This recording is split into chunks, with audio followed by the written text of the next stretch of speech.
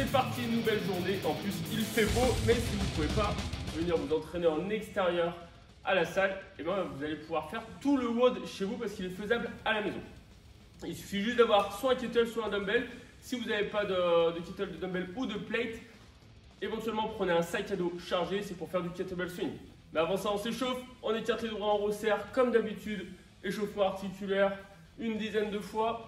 Après, on tourne un bras une dizaine de fois, l'autre bras une dizaine de fois. On vient bien chauffer les poignets, il y aura un petit peu d'HSPU. On descend, on vient chauffer les chevilles, hop, on garde les deux pieds au sol, on ouvre au genou, on resserre. Même chose, une dizaine de répétitions, comme d'habitude. La jambe droite derrière, puis la jambe gauche, 30 secondes sur chaque position.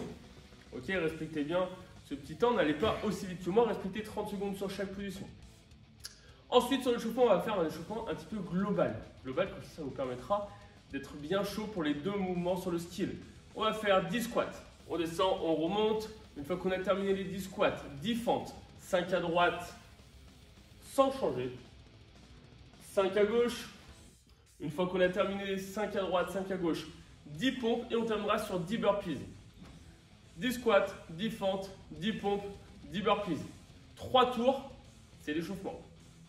Ensuite, sur la partie skill, on enchaînera sur du kettlebell swing et des HSPU. Kettlebell swing, je vous montre avec un kettle. Vous allez pouvoir faire la même chose avec votre dumbbell ou votre sac à dos. On récupère le kettle, on vient fixer les épaules vers l'arrière, on serre les abdos au maximum. Ici, on maintient le dos droit et on va se servir de cette extension de hanche pour envoyer le kettle vers le haut. On revient. On ne se laisse pas emporter vers l'avant. Rapidement, on revient. Mettre le poids du corps vers l'arrière, hop, pour compenser, et on repart.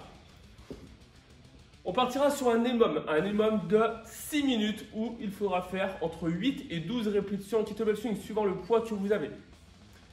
Sur le deuxième mouvement, sur le skill, ça sera des HSPU.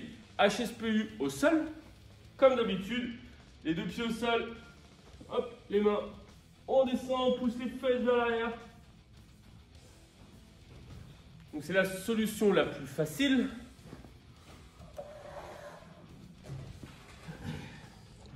Ou HSPU contre le mur. On descend, on remonte.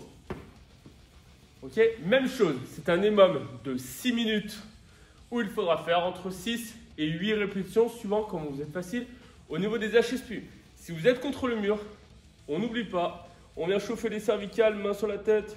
Côté, côté, derrière. Pareil, une vingtaine de secondes et on fait 2 tours. Donc je répète pour le skill. Kettlebell swing, EMOM 6 minutes, entre 8 et 12 répétitions. HSPU, EMOM 6 minutes, entre 6 et 8 reps. À vous de jouer. Ensuite, sur la partie WOD, la partie la plus importante, celle que vous adorez, on va attaquer sur 30 kettlebell swing. Ok, le mouvement qu'on vient de faire. Une fois qu'on a terminé les 30 kettlebell swing, 20 air squats. Hop, on descend, on remonte. Tout simple. Une fois qu'on a terminé les 20 air squats, 30 HSPU, soit au sol, soit contre le mur. 20 air squats, 30 HSPU, 20 air squats et 30 kettlebell swing. On démarre sur les kettles, HSPU, HSPU, kettle entre les squats. Bon WOD à tous, belle journée, à plus. Je suis de mieux en mieux, je trouve, en vidéo.